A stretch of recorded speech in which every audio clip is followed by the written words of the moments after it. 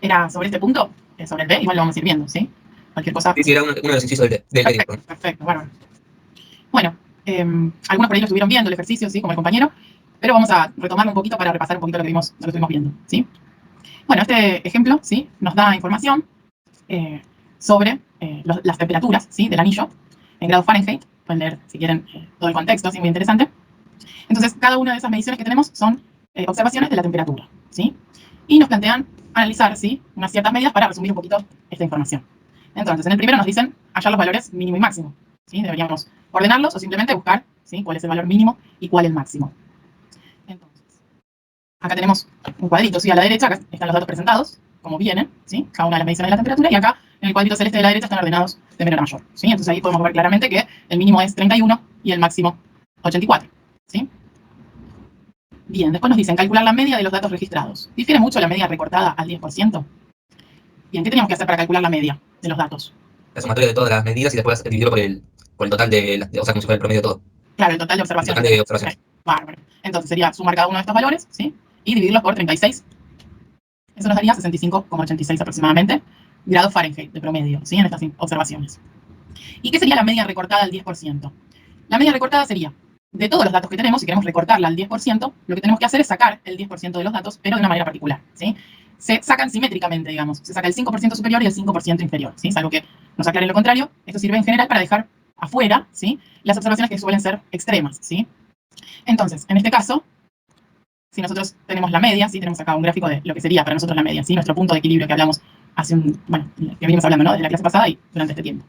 Sería entonces recortar la media, es sacar 4 datos en este caso. ¿Por qué? Porque de 36 datos, el 10% representan aproximadamente 4 datos, ¿no? 3.6 aproximamos a 4. Profe, en este caso, cuando te pide, o sea, la media recortada es en base a la cantidad total, en este caso, de temperaturas, ¿no? Exactamente. Yo me había confundido y había dicho en base a la media, tipo, directamente en base a la media. Claro, no, es recortada en función a la cantidad de datos o el porcentaje de datos, ¿sí? Que se estipula dejar por fuera, ¿sí? Y luego se recalcula la media, es decir, recortamos los 4 datos más extremos, ¿sí? En el gráfico sería dejar estos 2 y estos 2, ¿no? Como para ilustrar lo que estamos haciendo. Estos serían todos los puntos negros, nuestros datos, ¿sí? Tendríamos 36 puntitos negros y los 2 de la izquierda y los 2 de la derecha, es decir, los 2 menores y los 2 mayores, los sacamos. En términos de nuestros datos, sería sacar el 31 y el 40, ¿sí? Y el 83 y el 84, ¿sí? Entonces dejamos por fuera las 4 observaciones más extremas, ¿sí? Profe, si hubieran sido 32 datos, también tendrías que dar 4. Siempre es, por ejemplo, si es recortada al 10%, siempre es 32 por el 10%, ¿sí? Serían 3.2 en ese caso. Ahí tomaríamos 3 datos para sacar, ¿sí? Ahora, si se redondea para arriba desde el 1, ¿no? ¿Cómo? Si se redondea para arriba desde ya el medio, o sea, 3,1 ya es 4. No. No, claro, redondeamos con el criterio de siempre, digamos.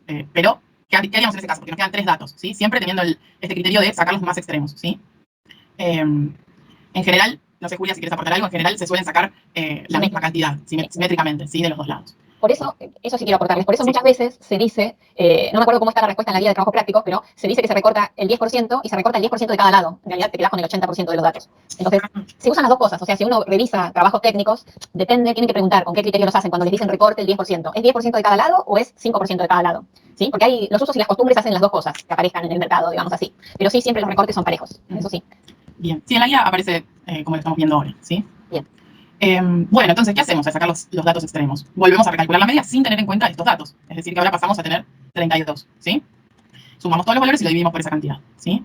Entonces, esta medida, sí, en general, cuando suele haber datos muy extremos, ¿sí? Es una medida un poquito más robusta, se le llama. Quiere decir que justamente no está afectada por esos valores tan extremos, ¿sí? Bien. ¿Alguna duda con cómo la calculamos? Profe, yo con respecto a cómo calcular, yo lo hice con calculadora, digamos, el desarrollo del 4, pero me costó encontrar, digamos, los especies de manual que habían mostrado la clase pasada, no sabía bien dónde estaba. Si me podría recordar dónde se encuentra. Sí, el archivo del manual de calculadoras. Sí, exacto. Encontró a identificar tu cálculo, no, el archivo, ¿no? Sí. Bien, el archivo está, ahora le muestro cualquier cosa. No sé si tenía abierto acá. A ver, damos un segundito. Si no me equivoco, lo pusimos acá en material. Ok, no. Lo tenemos en la página general de probabilidad estadística, ¿sí? Ahí estamos. Tenemos. Donde dice la carpeta, más anchito es. A ver, acá están, ¿sí? Carpeta, calculadora científica 1. Ese sería el uso en modo estadístico para los modelitos de las calculadoras en general, ¿sí? Y acá el archivo 2 es para datos sin agrupar, que sería como el ejemplo que estamos viendo ahora, ¿sí? Cuando los datos aparecen sueltos, los 36 datos sueltos. Y el caso 3 es para datos agrupados, ¿sí? Que lo vamos a ver en un rato. Genial, muchas Pero, gracias. se encuentra. Bien. Hola, Marta, ¿te puedo hacer una pregunta con este tema? Sí, obvio. ¿Qué pasa si los datos recortados, por ejemplo, nosotros tenemos, no sé, un 10, un 15% de una serie cantidad de datos? Sí. Y ese 10% me da, por ejemplo, no sé, 1,5 o 1,33 periódico. ¿Cómo sería el recorte simétrico? Bien, era un poquito lo que charlábamos recién, ¿no? En general siempre tratamos de sacar la misma cantidad de datos de ambos lados, ¿sí? Ahora, como decía Julia, depende del contexto, ¿sí? Es charlable el tema de, bueno, qué porcentaje efectivamente tomamos, ¿sí? Si es un 10% repartido en ambas colas o es un 10% en cada extremo, ¿sí? O en estos casos, ¿sí? Si nos da para sacar un solo dato, ¿sí? Tomaríamos uno de cada extremo, por ejemplo, ¿sí? Para cumplir con esta simetría, ¿sí?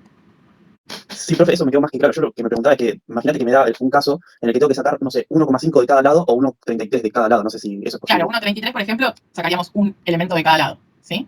Ah, listo. Okay. Igual, como dice Marina, es adaptable al contexto. Los recortes siempre son adaptables al contexto, ¿no? Que a veces interesa sacar los casos extremos, pero no exagerar, o a veces uno dice, bueno, no importa, quiero asegurarme de sacar los datos extremos, entonces el 1,33 a veces se transforma en 1,5, que es el caso crítico, a veces se transforma en recortar 2 y a veces se transforma en recortar 1.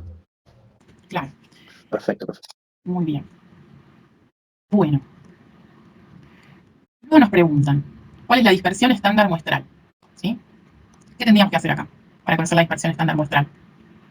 Yo, que lo hice por calculadora, lo puedo hacer directamente ahí, tipo, con los datos recolectados, pero si no, la varianza y después la raíz de la varianza. Perfecto, ¿sí? Como dice el compañero, si lo hiciéramos a mano, ¿sí? Tenemos que primero calcular la variancia y luego hacer la raíz de la variancia para obtener el desvío, ¿sí? Pero la cálculo directamente, si trabajamos con esa herramienta, nos da el desvío estándar, ¿sí? Así que ahora mostraríamos el cálculo manual, ¿sí? Como lo haríamos manualmente, pero saben que a partir de las herramientas que vimos o las que ustedes elijan, pueden utilizarlas para calcular sin problemas, ¿sí? Entonces, el cálculo manual sería cada valor de variable menos la media, ¿sí? Todo eso elevado al cuadrado. Entonces acá tenemos las diferencias, ¿sí? O las distancias cuadráticas, todas esas las sumamos. Ven que a medida que van aumentando la cantidad de datos se hace cada vez más complejo, ¿no? La cuenta. Entonces es más fácil confundirse cuando uno lo hace a mano. Si nos acostumbramos a la cálculo o a algún software, como vamos a ver hoy en un rato, ¿sí? Es más sencillo. Entonces, la variancia nos da 147,84 aproximadamente. Si vamos a calcular el desvío, hacemos la raíz de este valor y nos da 12,16, ¿sí? Siempre hablando en grados Fahrenheit. Y también calculamos el CB, ¿sí? Que era la otra medida de variabilidad que vimos, pero relativa, ¿no? Porque estamos dividiendo, ¿sí? El desvío sobre el promedio y se independiza de la unidad de medida, ¿sí? El coeficiente de variación. Lo multiplicamos por 100 para expresar en porcentaje. 53,45, sí. Ese porcentaje me parece que está mal, porque yo lo probé a hacer varias veces y me daba siempre distinto. ¿Dio distinto? Bien, puede ser, sí. ¿Cuánto te dio? 18,46. 18,46. Porque me parece que ese porcentaje es el del punto anterior, del punto A. Ah, me quedó de un ejemplo anterior. Bien, muchas gracias. Me lo anoto así lo corrijo, ¿sí? Bien, entonces 18, ¿cuánto? Igual después lo 46. Pero para que lo interpretemos ahora, 18,46, ¿sí? Este valor. Ojo acá, lo corregimos, ¿sí? Esto, acuérdense, fue. Bien, esto sería. Bueno, no me lo estoy tomando. Ahí va. Todavía no le agarro mucho la mano, ya voy mejorando con la tableta, ¿sí?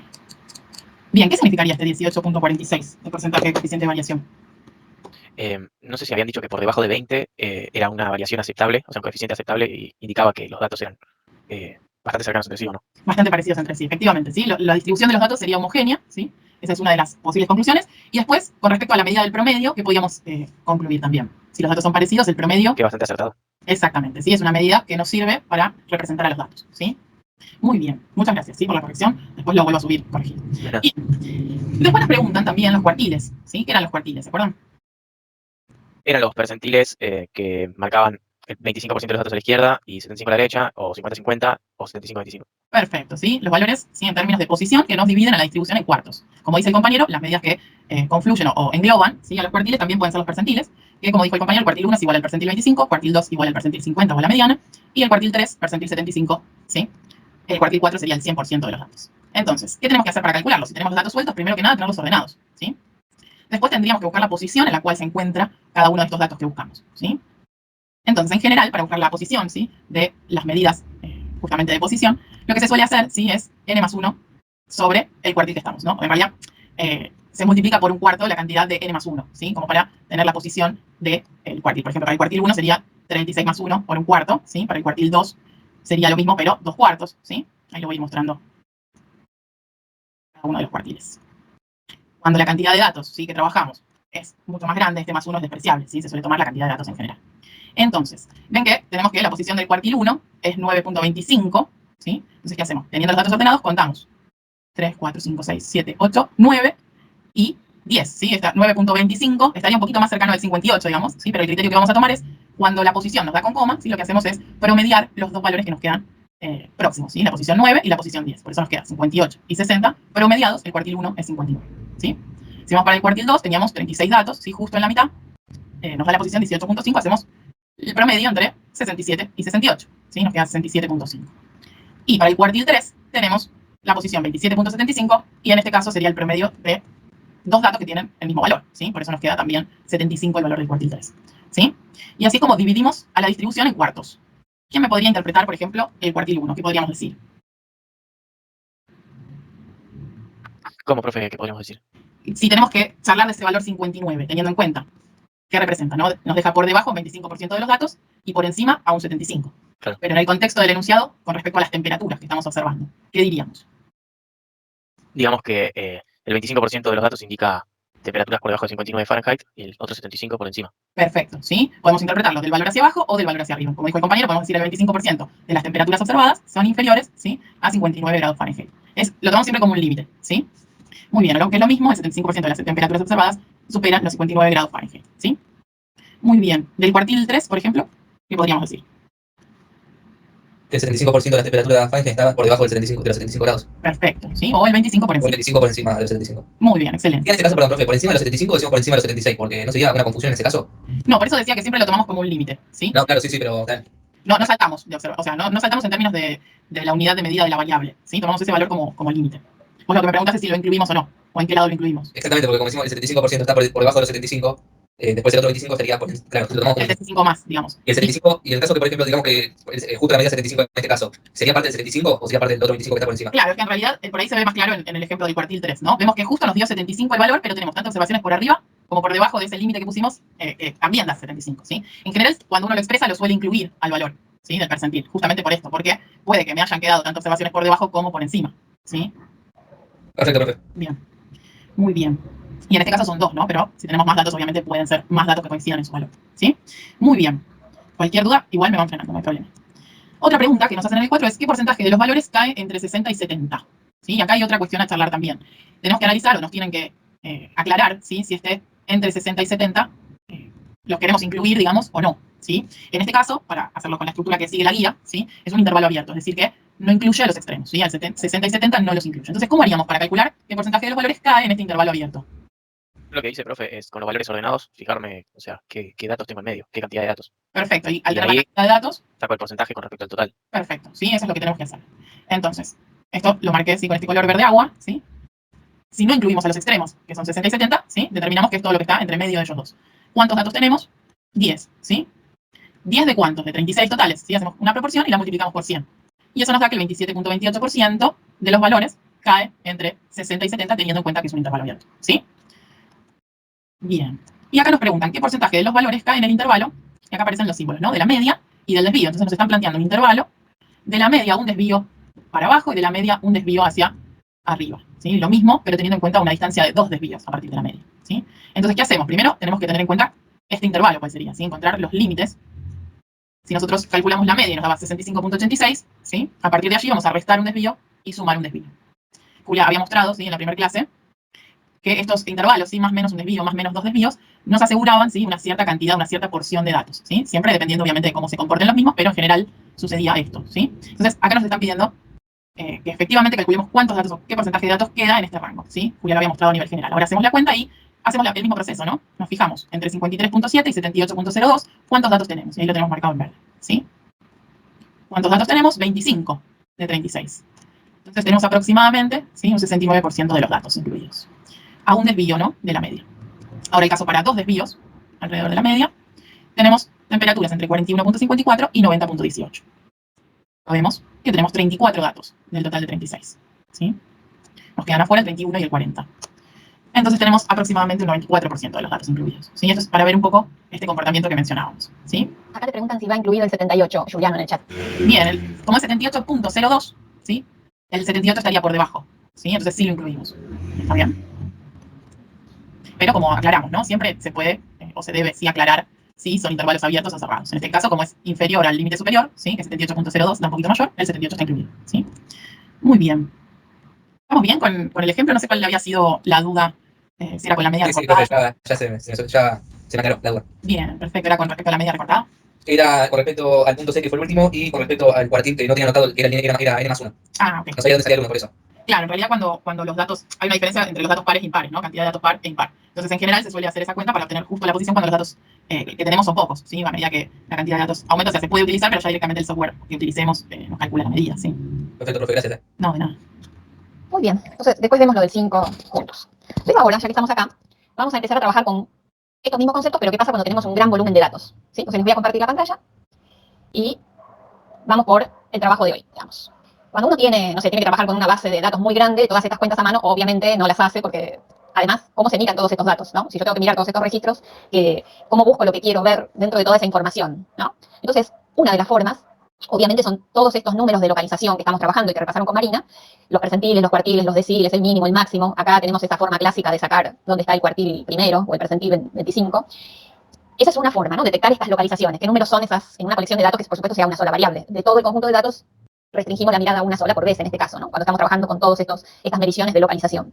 Ahora, hay otras formas, además de buscar estos números, ¿sí? Que también se suelen usar, que son más gráficas. Y una de ellas es lo que se llama el diagrama de caja y bigote o box plot, porque es bastante conocido como box plot. Entonces, son códigos gráficos que hay que aprender cuál es la definición que tienen, ¿sí? Les muestro cómo se construye un diagrama de caja o bigote y después vemos cómo hacerlo con un software, porque eso también se puede hacer a mano, pero la idea es que algún día les va a tocar trabajar con un número muy grande de datos y ¿qué hacen? ¿Sí? O se vuelven dibujantes o la idea no es esa. Pero este gráfico es con el siguiente código de construcción. Se marca sobre la recta numérica estas tres medidas de localización, los cuartiles. Acá tengo que corregir, el percentil 100 es el cuartil 4, no el 2 como ahí dice. Entonces, se marca el cuartil 1, el 2 y el 3 en principio necesitamos para armar una caja. La distancia que hay entre el cuartil 1 y el cuartil 3 y la localización va a dar el ancho de la caja. O sea, esta caja se ubica sobre una recta numérica, ¿sí? Entonces, el ancho de la caja va del Q sub 1 al Q sub 3, pero se hace una marca donde está la mediana, el cuartil 2. Depende cómo es la colección de datos, esta raya en el medio, en el intermedio, coincide con la mitad de la caja o no. Pero lo que sí sabemos es que en un lado de esta raya vertical, en el intermedio de la caja, están el 25% de los datos centrales, que son más chicos. Y en la otra parte de la caja, el 25% de los datos centrales, que son más grandes. O sea, incluidos dentro de esta caja, está el 50% de los datos centrales. Si la distribución es pareja, esto quedará en el medio, pero si no, como en este caso, no. Después de construir la caja, ¿sí? Se le van a construir unos bigotes. Y esos bigotes tienen que ver con esta medida, con la distancia que hay entre el cuartil 3 y el cuartil 1, que se conoce como recorrido intercuartílico. F sub S en general se lo ve escrito por las siglas en inglés, pero bueno, ese es el recorrido intercuartílico. Con esta medida, que coincide con el ancho de la caja, se marcan bigotes. Los bigotes que están y se marcan zonas. Se usa para marcar esas zonas y esos bigotes 1 vez y media el recorrido intercuartílico. O sea, se escribe un bigote y se marca donde termina, a la izquierda de Q sub 1, y otro bigote a la izquierda, a la derecha de Q sub 3, y se marca donde termina. Y a su vez, alejándose 1 vez y media más el recorrido intercuartílico, para un lado y para el otro, se hacen otras marcas. Entonces queda la caja, esta zona a la izquierda, y de acá al menos infinito, y a la derecha de la caja queda esta zona, y de acá al infinito. Perdón, profe, 1,5 sería la hipotética medida de la distancia entre Q3 y Q1, perdón. 1 vez y media la distancia entre Q3 y Q1. Ah, ok. Porque F sub S es la distancia entre Q3 y Q1. Entonces acá tomás 1 vez y media ese bigote. ¿Por qué 1 vez y media y no 1 vez o 2 veces? Es porque esto es un código de dibujo que se empezó a usar y que resultó práctico para el que estudia gran volúmenes de datos. No hay otra explicación. ¿Por qué no puso 1,4 para hacerlo más divertido? No, es lo que se usa, ¿no? Es el código de graficación de este tipo de esquemas, ¿no? Entonces, se supone que en colecciones de datos que son más o menos simétricas, desde donde empieza el bigote inferior hasta donde termina el bigote superior, prácticamente están los datos que son más típicos de esa colección de datos. Pero pudiera llegar a quedar por fuera de ellos, por fuera de esta zona, desde acá hasta acá, datos que son poco usuales, que se alejan a la derecha o a la izquierda de esta colección de datos. Entonces, esos puntos se llaman outliers o puntos inusuales, ¿sí? Pero dentro de esos puntos que se escapan del resto, los hay de dos tipos. Los puntos que se llaman puntos inusuales, que son los que se colocan acá, y que como en general son pocos con respecto a la cantidad de datos. Por supuesto, si ustedes tienen 10.000 datos, capaz que acá se encuentran con 50 datos, pero 50 en 10.000, capaz que poco. Si tienen 100 datos, acá van a tener a lo sumo 2 o 3. Entonces, esos puntos que están desde Q sub 1 menos 1,5 F sub S hasta Q sub 1 menos 3 veces F sub S, o sea, desde aquí hasta aquí, se llaman puntos inusuales. Y lo simétrico del otro lado, ¿no? Lo simétrico con respecto a la caja. Entre Q sub 3 más 1,5 F sub S y Q sub 3 más 3 veces F sub S es la zona de los puntos inusuales, que se marcan así, en concreto. ¿Dónde están? Recuerden que estamos sobre una recta numérica. Y alejándose de Q sub 1 menos 3 veces F sub S hacia menos infinito, o Q sub 3 más 3 veces F sub S hacia más infinito, se encuentran los datos que son extremos, que realmente están bien disparados del resto, muy alejados. Y si hay colecciones de datos que los tienen, y hay colecciones de datos que no los tienen. Pero si los tuvieran, se marcan con una tipografía distinta de los puntos inusuales. O sea, acá, por ejemplo, están los puntitos en negro y acá están en blanco, por ejemplo, o con crucecitas, lo que quieran, pero que se note que son distintos. Entonces, eso, mirándolo así, ya da una imagen de cómo es la colección de datos, si tiene datos que están muy separados, cuántos son, si no los tiene. Y hay una versión, que es la que más se está usando, esta es la primitiva, la primera que alguien definió estas cajas y bigotes, pero en la actualidad se suele hacer un recorte de los bigotes, si acaso los datos que son ordinarios o típicos de esta colección, o sea, los que están desde este lugar hasta este lugar, se llaman datos típicos, Si esos datos, los ordinarios, los típicos, el máximo o el mínimo de esos datos no llega a estar en la zona acá donde está este bigote, donde termina ese bigote, y por ejemplo el último de los más grandes de los típicos estuviera acá, por ejemplo, el bigote en vez de llevarse hasta donde está en este momento, se recorta hasta ese valor. Se deja la marca, esta, que sería la original de finalización del bigote, pero se lo recorta al bigote en sí mismo. Este segmento se recortaría. Eso sí es que el de los ordinarios, el más grande, está antes de esta marca. O de los ordinarios, si el más chico de los ordinarios está antes que esta marca, se recorta el bigote hasta el lugar en donde esté. Y a veces, por ejemplo, pasa que, por ejemplo, este bigote está muy cerquita de la finalización de la caja. Y en datos más degenerados, digamos que los últimos datos, por lo menos el 25%, un poco más del 25% de los datos más chicos son todos iguales, el bigote este ni existe, por ejemplo, que podría llegar a suceder, porque está acá. Los últimos, más del 25% de los datos más chicos son todos igualitos. Entonces, esto, el mínimo coincide con Q1, ¿sí? Pero porque hay muchos números repetidos. No pasa con mucha frecuencia, pero pudiera llegar a pasar. Entonces, eso es lo que se usa. ¿Se entiende este diagrama de caja y bigote cómo se hace? Son las mismas medidas de localización, pero para hacer un gráfico. Yo entendí, profe, pero me quedaron dudas más que nada el significado de los puntos inusuales y los puntos extremos. ¿Qué representarían? Es como para avisarte, mira, esta colección de datos tiene una muy grande cantidad de datos que están más o menos todos en la misma zona, pero hay algunos que se disparan, que se van muy lejos de los otros. ¿Podría representar una medida inusual o un error de medida? Podría ser un error de medida, o puede ser que la realidad un día te dio eso. Te salió de lo estándar, digamos. Te salió de lo típico y te dio un número así. Que podría llegar a ser eso que vos decís, un error de medición, y entonces vos chequeás a ver si eso puede ser, o puede ser que no, que pasó una cosa extraordinaria y ahí quedó registrado. Pero está bueno analizar por qué pudo haber sido. ¿Es un error de medición o es un rato atípico genuino, digamos, que pasó en la realidad y ahí quedó registrado? Las dos cosas pueden llegar a pasar. Pero yo creo que lo vi una vez aplicado esto. Hay un informe de producción que tenés que hacer, creo que se llama repetitividad y bueno, no sé qué más, que tenés que hacer 30 pruebas con un operario y 30 pruebas con la máquina autónomamente y siempre hay datos que se disparan. Sí, Entonces, ya. esta medida está buena para sacarlo, digamos, las excepciones raras. Exacto. Exacto, sí, se usa mucho por eso. Y es rápido, digamos, si uno tiene un software que te hace el diagrama de caja, lo hace rápido. En cambio acá, en la parte de arriba, que tenemos la recta numérica, acá salvo que vos dibujes los puntos, no sabés si hay datos que se están alejando mucho del resto. En cambio acá queda explícitamente puesto, ¿no? Esa es la idea. Ahora, como información es la misma, nada más que uno ve más rápido algunas cosas acá en los diagramas de caja y bigote. Ahora, yo la primera vez que me explicaron cómo se hacía la caja o bigote, te digo, dije, tanto lío, prefiero que me des, dame los cuartiles, y yo me imagino lo que quiero, dame la lista de datos y yo te saco. Hasta que llegué a un congreso, y en un congreso vi un afiche que tenía estos diagramas de caja o bigote, pero muy bien empleados, porque se trataba de una situación como la que tienen ustedes en el ejercicio 7 del trabajo práctico. En el ejercicio 7 del trabajo práctico 1, que ahora yo lo voy a escribir acá, aparecen ganancias en pesos de 52 campos en varios años. O sea, esto, cada fila que está acá representa un campo, uno de 52, y cada columna, un año, 1995, 96, 97, hasta el 2003, y esto es la ganancia en pesos de ese año para ese campo, dentro de esta matriz. ¿Está? Entonces, uno acá tiene varios campos y varios años. Entonces, si yo quiero analizar las ganancias de un mismo campo, tengo que ver una fila. Esos son poquitos datos, los miro y los leo. Pero si yo quiero comparar las ganancias en los distintos campos, en los distintos años, lo mejor de todo es hacer algo como esto. Cada uno de estos box plots representa una columna de ganancias de esos 52 campos. Entonces, acá se puede ver con mucha más rapidez, si ustedes quieren, la comparación de las ganancias año tras año. Entonces yo, por ejemplo, veo, supongamos, que uno de los años donde a más o menos todo el mundo le fue más o menos parejo es el año 1998, por ejemplo, porque tiene una cajita de ancho chiquito y unos bigotes chiquitos, por ende, y en ese año, ¿ven? Acá están datos atípicos, unos datos que son inusuales, pero no extremos. Perdón, profe, porque me estoy confundiendo un poco. Cada caja representa 3 cuartiles, ¿no? Tipo, hay 2 cuartiles que son la distancia entre ellos dos y un cuartil en el medio. En el intermedio. Claro. Q1 sería este, Q2 es este y Q3 es este. Perfecto. Así es. Perfecto. Entonces acá yo sé que está, en el medio de la caja está el 50% de los datos centrales. ¿Ven? Acá tienen un bigote recortado. Todos los bigotes casi están recortados. ¿Ven? No llegan hasta donde sería el ancho de esta caja es F sub S, una vez y media F sub S sería hasta acá. Este bigote está recortado ¿por qué? Porque el último de los datos usuales llegó hasta acá. Pero a su vez tampoco había inusuales, ¿ven? En este año. En cambio, en este año sí hubo 2 campos que le fue mejor que al resto y uno que le fue peor que al resto. ¿Sí? Pero no hubo extremos. Entonces yo sé que este año le fue más o menos bajo en ganancias a todo el mundo, por ejemplo. Supongamos, ¿no? En cambio, por ejemplo, en el año 1997 o en el 2003 yo veo más dispersión, porque la caja es más ancha, etcétera. ¿Ven? En cambio, todo lo que es más compacto es que están menos dispersos. Le pasó a todo el mundo más o menos algo parecido. Y por supuesto puedo observar que la ganancia en el 2003 fue mejor para todo el mundo, ¿sí? Porque aún, no sé, hasta acá, esta parte representa el 25% de los campos que le fue peor, sigue siendo más alto, excepto algunos, hay una buena proporción. Al 75% de los campos, con seguridad, le fue mayor, le fue de unas ganancias mucho más grandes que muchos de los campos, muchos de los otros años, ¿no? Entonces, esto permite comparar y de un vistazo tener un panorama rápido, pero sobre todo en así, series de datos comparadas, ¿sí? Porque una caja a mí me parecía útil, pero esto me parece sumamente útil. Ahora, ¿qué es lo que sucede con estos diagramas? Que cuando hicimos el diagrama, como estos datos están ordenados de menor a mayor en ganancias, pero perdemos la noción de qué campo es. Supónganse, el campo que se llama 25 en esta lista, ¿dónde está acá graficado? Y no lo sé, tengo que mirar los datos, a ver dentro de qué caja o de qué bigote o de qué outlier está, pero simplemente acá se pierde el campo, ¿no? O sea, si yo quiero seguir en el tiempo a un campo en concreto, esto no es representativo para eso. Acá uno analiza el conjunto. ¿Qué le pasó al conjunto? Profe, sí. Una pregunta, porque no puede comprender, digamos, qué es el concepto de la variable. ¿Qué vendría a ser tipo por hectárea de cada campo? O sea, un promedio de ganancias en 100 pesos por No. hectárea de cada campo. Claro, sí. Este 5 en realidad es cientos de pesos. O sea, por hectárea, este campo 1 en 1995 tuvo una ganancia promedio, si querés, de 500 pesos. Ah, ok. ¿Sí? Está bien, no, Exactamente. no había entendido. Muchas gracias. Profe, ¿te puedo hacer una consulta general? Porque esto ya lo vi, pero ¿puede ser que esto se llame diagrama de velas japonesas? ¿O estoy confundiendo yo un poco las cosas? No lo sé, Federico, me mataste. Velas japonesas. Velas japonesas, mira. Marina va a empezar a buscar ahora las velas japonesas y nos ponemos a surfear todos, ¿vale? No, Porque yo veo esto y digo, esto es un diagrama de velas japonesas. Pero solamente no lo había visto en esta explicación. mira, Federico, no sé, pero lo voy a averiguar. Marina, no está por ahí, a ver si que lo buscamos. No te voy a decir una cosa por otro. Sí, es lo mismo. Sí, por lo que estoy chusmeando, tiene que ver más con algo económico. Y no es el boxplot en sí. Voy a chusmearlo, pero no sería en principio el mismo gráfico. Vamos a chusmear qué tienen en común o en qué se relaciona. Sí, Federico, y después te contamos porque tenemos que aprender. No vi las velas japonesas. Esto se puede aplicar a cualquier colección numérica de datos, ¿sí? ¿Y quién preguntaba algo? Sí, yo no termino de entender qué es lo que determina que un dato sea usual o inusual.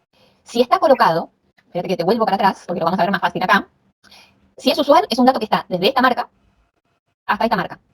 Todos los datos que estén entre estos dos números que implican estas dos marcas son usuales.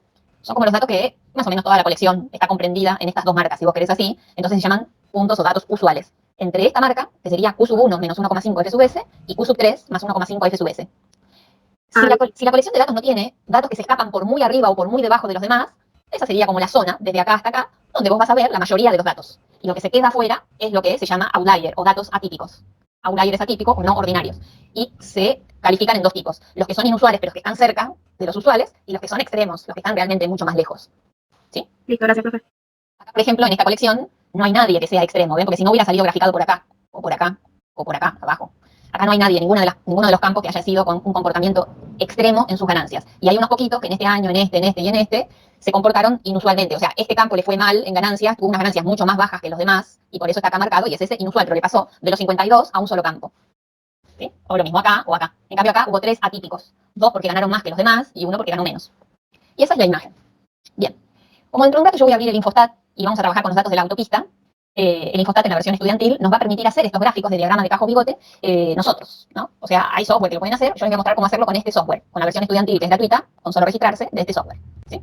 Entonces, dentro de un rato construimos nosotros estos boxplots, porque ustedes lo van a tener que hacer en un trabajo que van a tener que entregar en equipos. Otra forma de manejar los diagramas cuando uno tiene muchos datos y quiere empezar a mirarlos, primero globalmente, es estos diagramas que se llaman de tallo y hoja. Entonces yo acá me puse una colección de datos cualquiera, no importa, no viene al caso de qué problema era.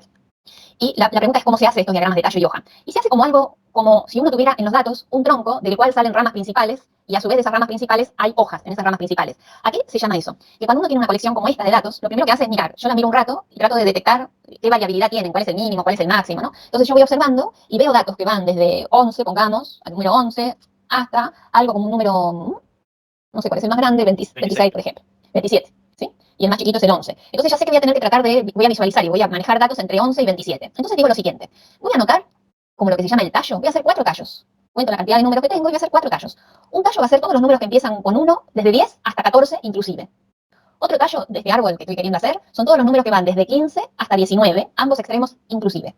Y los otros van de 20 a 24, con ambos extremos inclusive, incluyéndolos, y el otro va de 25 a 29. Particioné como en cuatro lo que se llaman tallos. Pero ahora las hojas, que es la información de detalle, la voy a escribir aparte. Así, por ejemplo, este número primero que es 20, voy a escribir acá, en el tallo que iba de 20 a 24, el 0, como si escribiera 20. Después aparece el 21, y solo escribo el 1, porque el 20 ya lo tengo escrito. Después el 19. Entonces, en este sector que era de 15 a 19, incluyendo los extremos, anoto el 9, porque el 1 ya está. Y así sigo, otro 19, anoto el 9. Después 26, anoto el 6. Después, y voy anotando en la medida que voy leyendo. ¿Sí? Entonces queda, como lo que ven, una primera imagen de cómo se distribuyen estos datos, dividiéndolos en 4 tallos, ¿sí? Ahora, una vez que esto se fue anotando, yo pierdo otra vez la información de cuál dato fue el primero, cuál dato fue el segundo. Lo que me da es una imagen de que los números que más se repiten, en todo caso los voy a encontrar, o hay una colección de números abundante mucho más acá que acá, ¿sí? Por ejemplo, o en esta que en esta y en esta. Esa es la primera imagen que tengo de los datos. ¿Sí? Ahora, como yo acabo de perder cuál es el primer registro, cuál es el segundo y el tercero, en vez que esto, ¿sí? Como acá no sé, el orden se perdió, sé que hay un 19 que está antes que un 18, pero no sé si el 19 y el 18 están antes del 20, del 21 o después, eso es lo que digo, ¿no? Entonces, como ya perdí información del orden original que tenían, yo para mí, cuando grafico un diagrama de tallo y hoja, lo hago así. Esta parte la ordeno de menor a mayor, porque total ya perdí qué registro era, ¿no? Y entonces lo veo mejor, ¿sí? Hasta más bonito y todo, a la vista que nosotros estamos acostumbrados a ver ordenado. Entonces, esto no se usa mucho, pero es como una primera mirada, fácil de hacer, ¿no? si tuvieran más dígitos, elegirían, por ejemplo, capaz que, no sé, tengo números de 200 y pico, 203, 210, 190, puedo escribir en un tallo los que empiezan con 200 a 249, y entonces, o 200 y empiezo con 20, y después 210, y acá escribo 21, 220, y escribo el otro tallo que es 22, y así siguiendo, ¿no? Es acomodable a los datos que ustedes ven. Igualmente este no se usa mucho, les voy a decir, pero sí, a mí me sirve de germen para explicar lo que realmente sí se usa, que son los diagramas que se llaman histogramas, ¿sí? Esto es como el germen para otro tipo de gráficos de barra. Entonces, no es una opción que está en nuestro programa y que por eso la tenemos que ver, pero da una primera imagen, fácil de hacer. Ahora bien, los datos hasta acá siguen siendo individuales. Yo individualizo. No sé cuál venía primero en la lista, pero sé que hay un 11, otro 11, un 12, un 12, un 13, un 14, un 15, otro 15, otro 15. O sea, los datos siguen siendo individualizables. No el orden, pero los datos en sí mismos sí. Ahora, cuando tenemos muchos datos, y esto ya implica como una cierta agrupación sin perder la identidad. Pero cuando el número de registros es mucho, para dar una primera imagen, uno lo que hace es realmente agruparlos, aunque pierdan la identidad, ¿sí? Y entonces, que es nuestra tarea ahora, es trabajar con los datos agrupados y tener una colección grande de datos y agruparlos con algún criterio, ¿sí? Entonces, si volvemos a los datos de la autopista, había 130 registros porque eran del 7 de enero hasta el 29 de agosto, una cosa así, de lunes a viernes. Son unos cuantos días, sí, cuenta como 130 días. Había 130 días. Me tengo que fijar el mínimo, me tengo que fijar el máximo y después voy a decir, los voy a agrupar desde acá hasta acá, desde acá hasta acá. O sea, armar lo que se llama una tabla de frecuencias. Pero tengo que elegir los intervalos que van a definir esa agrupación. Entonces, yo mirando los datos, el dato más chico que creo que tenía era 273 y el más grande era 427, de números de autos que pasaban por esa autopista. Entonces yo decidí hacer algo más o menos parejo, que era un intervalo que va desde 270 a 290 autos. El otro de 290 a 310, o sea, de a 20 autos.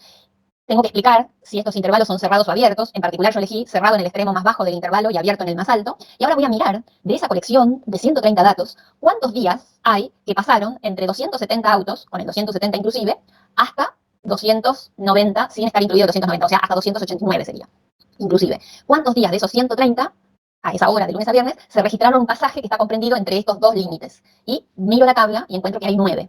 ¿Sí? Después me fijo cuántos de esos 130 días que conforman mi tabla tienen un registro de pasaje de auto entre 290 y 309 sería, así los incluyo a los dos. Y me doy cuenta que hay 19 de esos días que pasaron entre 290 y 309 autos inclusive.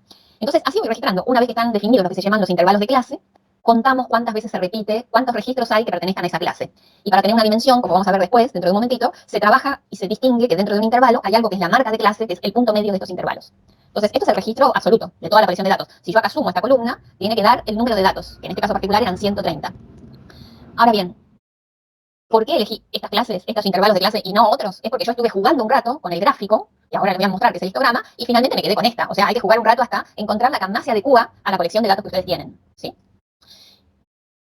Puede ser que los intervalos de clase no tengan la misma longitud. Acá es longitud 20 autos, ¿no? Entonces uno dice, es la longitud entre uno y otro. Entonces yo digo, ¿puede ser que estos intervalos de clase sean de distinto ancho? Sí, pero ustedes ahora les voy a comentar cuál es el problema, nada más, cuando veamos el gráfico. En estas tablas, aún dentro de las de frecuencia absoluta, se puede escribir, otra cosa que se maneja, es la frecuencia relativa, que no es más ni menos que este número, 9 en este caso, dividido el número total de datos. 9 dividido 130. Esto me da la frecuencia relativa del conjunto de datos, ¿sí? Y esto mismo multiplicado por 100%, este número es este multiplicado por 100, ¿sí? Se llama frecuencia relativa porcentual. Me faltó el relativa. Frecuencia relativa porcentual, es decir, que estos 9 simbolizan casi el 7% de los datos. Estos 19 simbolizan el 14,62% de los datos, etcétera, etcétera, etcétera. Y a veces se trabaja, pero con la frecuencia acumulada, y ahora vamos a ver cuándo es útil eso, que simplemente van sumando clase tras clase, es un acumulador. Si la primera clase tiene 9 registros y la segunda 19, acá en la primera clase van 9, y cuando pasa la primera y la segunda ya tienen un registro total de 28 datos, 9 más 19. Cuando pasan hasta la tercera y la completan, tienen 28 más 23, 51 datos. Esto es lo acumulado. Y obviamente acá tiene que darles el total. Cuando llegan a la última clase tienen que haber acumulado el número total de datos, ¿sí? Esto también se saca la frecuencia acumulada relativa o la frecuencia acumulada porcentual, con el mismo criterio que antes. Obviamente esto termina en 1 y esto termina en 100, siempre, ¿sí? ¿Se entendió esta parte, más allá del detalle? Sí. Bien, con esto se grafica en barras y aparecen los histogramas. Este en particular está hecho con el Excel, ¿sí? Pero el Excel tiene dos formas de hacer los gráficos de los histogramas. Una es en automático, ustedes le escriben los datos y ponen en análisis de datos que les marque, que les grafique el histograma y que elija él solo automáticamente las clases, o pueden definirlas, ¿sí? Entonces, acá yo las definí y entonces escribí todo con un ratito de estética, el histograma original que me dio el Excel, quedó esto. Entonces yo acá veo, por ejemplo, que esta es muy abundante, entre 350 y 370. Esto sería lo que se llama el intervalo modal, porque es el que tiene más registros, y medianamente puedo ver, ¿sí?, algo de la situación de los pasajes de autos. Y eso me lo permite, ¿sí? A ver si quiero analizar una estructura, como para ver cuántas casillas tengo de peaje tengo que abrir a esa hora. Supónganse que me interesa eso. Entonces ya sé que lo máximo que me va a pasar está por acá, digamos, y con cuánta frecuencia, si me tengo que preocupar o no. De 130 son tantos registros, esto es una excepción con respecto a los otros o no. O sea, puedo empezar a pensar la colección de datos. ¿Qué es lo deseable, digamos? Primero, la información, como esto es un diagrama de barra, la información está en la barra, es proporcional al área de la barra. Entonces, si ustedes usan bases no homogéneas, no todos los rectángulos con la misma longitud, después tienen problemas. Por ejemplo, acá hay 9 registros. Si yo hubiera dejado esta primera clase entre 250 y 290, tendría que haberle puesto una altura de 4,5, de la mitad, porque todo tiene que, el área tiene que representar 9 registros, con un cierto criterio de escala que sea uniforme en todo el diagrama. Entonces, si pongo el doble de base, tengo que poner la mitad de altura para que quede el mismo área del rectángulo. Y eso es difícil de leer. Si estos intervalos tienen distinta longitud cada uno, es difícil de leer. Y una vez se engaña, pero lo primero que tiene que mirar es eso. Si todos tienen la misma longitud, la información prácticamente está en la altura, no se preocupe. Pero si estos tienen distinta longitud, las bases, fíjese que la información, no se olvide, que es un diagrama de barras, está en el área, no en la altura.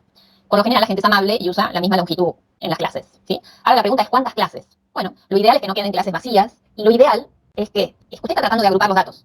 ¿Qué quiere decir? Que tiene que cuidar de ni agrupar los demás, porque si no esto le queda 2 o 3 barras y no alcanza a distinguir si hay alguna estructura dentro de sus datos, ni tampoco que queden demasiadas clases, porque si quedan demasiadas clases es lo mismo que mirar los datos individuales. O sea, no hay que incurrir ni en un exceso de detalle ni en un exceso de síntesis, se dice, ¿sí? Ni una cosa ni la otra. Entonces uno dice, bueno, pero ¿cuántas clases? Miren, hay unas formulitas que se usan para averiguar la cantidad de clases, que son las que usan los software cuando les dicen que lo haga automático. Una de ellas es usar la raíz, el número de clases que tenga sea la raíz cuadrada del número de datos. O sea, que si tiene 100 datos, haga 10 clases. La otra, que es una fórmula de Sturges o algo así como se pronuncie, dice que la cantidad de clases como una orientación es esta. 1 más el logaritmo neperiano del número de datos que tiene dividido el logaritmo neperiano de 2. Estas sirven de orientación, pero después usted tiene que hacer el gráfico y fijarse cómo queda, ¿sí? Estos son solo orientaciones. La que más se usa en el último tiempo es esta última, no la de la raíz cuadrada de n, sino esta de los logaritmos, pero no quiere decir que es la que haya que usar. Hay datos que ameritan que esto es una buena orientación y hay registros que no. Entonces hay que hacerlo y mirar, y esto es solo orientativo. Ahora bien, una vez que tenemos armado el histograma y que estamos conformes con la cantidad de clases, ¿sí? Para lo que queremos ver y analizar, se suele pensar en un suavizado de este histograma, como si la variable fuera continua, ¿sí? Y en vez de registrar estas barras que son rectángulos, etcétera, viéramos como un continuo en nuestro gráfico. Esto que se llama suavizado, que muchas veces los software le preguntan, además del histograma, ¿te presento o no te presento el suavizado? Ustedes marcan sí o no, como ustedes quieran. Depende de lo que quieran ver. Ahora, una vez que tenemos el suavizado marcado, ese suavizado es el que se usa en algunos de los coeficientes que vimos la semana pasada. ¿Sí? Eso se parece a una campana de Gauss. Exactamente. Una vez que tienen el suavizado y que visualizan el suavizado, ese suavizado se suele comparar con este dibujo, que es el de la campana de Gauss, que es una famosa campana que tendremos todo el año para tratarla. Pero es como los registros típicos de algo que es más o menos simétrico se comportan como una forma campanada. Entonces se compara con esa campana, el suavizado del histograma. Entonces, si su histograma se parece mucho a una campana, como este que está en el medio, se le dio forma de coeficiente, no solo a mirarlo, porque a veces no se tiene acceso a la vista y se tiene la colección de datos. Te los dicto por teléfono y te dicto, bueno, a esta altura no sé. A esta altura de la comunicación es casi lo mismo pasarte los datos que un dibujo, pero antes no era así. Entonces se solían usar coeficientes. Uno de los que apareció la vez pasada, que tienen en las transparencias de la vez pasada cómo se hace el cálculo, es la kurtosis. Si el suavizado del histograma se parece a una distribución normal, esa distribución, la distribución de ustedes se llama mesocúrtica y tiene una kurtosis que vale 0. En cambio, si el suavizado de su histograma es como más picudo, o sea que los datos están más centralizados, ¿sí? Más como este que está acá arriba, ese tipo de dibujo del histograma se llama leptocúrtica y tiene una kurtosis negativa. En cambio, si el suavizado de sus datos es más aplanado, más parecido a una constante, si ustedes quieren, que una distribución normal, esa distribución de datos se llama planocúrtica y tiene una kurtosis positiva. O sea, la kurtosis es un número que cuando vale 0 se parece a la distribución normal, y si es negativo o es positivo, tiene más un apuntamiento, se llama, es más picudo, uno dice, o más aplanado. Todos los datos son más parejos. Profe, ¿te puedo hacer una pregunta? ¿Cómo no? ¿Bajo qué criterio nosotros tomamos como kurtosis 0? Porque a lo que me refiero, ¿qué tan parecido a la campana tiene que estar las barras para tomarlo como 0? Porque yo pondría 0 cuando directamente es la campana, cuando es tan similar que básicamente es una Si inclinación. te fijas en el suavizado, pasa justo por el medio de todas las barras. Excepto la de la punta. Sí, exactamente. Ahora, no te preocupes, porque kurtosis es un coeficiente que tiene una definición, es una cuenta que hay que hacer, que está presentada en una clase el otro día. O sea, no es que uno le tiene que poner a ojo la kurtosis, si vale 0 o 0,1 o 0,3 o 5. O sea, profe, perdón, porque justo te iba a preguntar, ¿puede dar la casualidad de que justo en una mitad sea una kurtosis menor a 0 y en la otra parte sea una kurtosis igual a 0? No, porque es la kurtosis de todo global. Claro. No, la kurtosis de todo global, exactamente. Profe, una consulta porque no sé muy bien cuál sería la definición de kurtosis. Sí, yo tampoco, porque como nunca la uso, no es que no la sé, no la recuerdo de memoria, pero es una cuenta que está puesta. Después te digo en qué página, en qué transparencia de la semana pasada. Sí, la vi, pero el tema es que no sé qué significa. No, significa esto.